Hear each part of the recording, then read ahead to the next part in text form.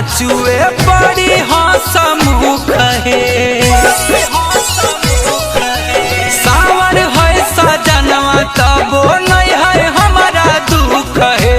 बोलिया से मुँह धाचुए बड़ी हंसमुख है।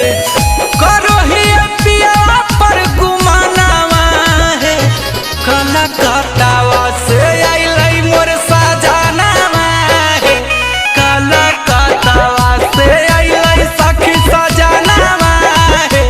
कलकत्तावा से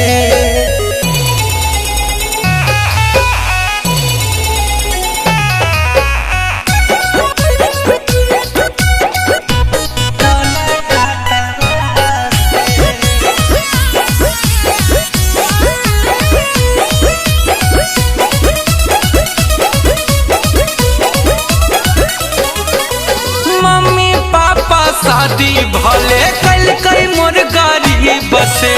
गुंजन जैसन पति हमारा मिला नसीब से। मम्मी पापा शादी भले कल कई मोर गरीब से। गुंजन जैसन पति हमारा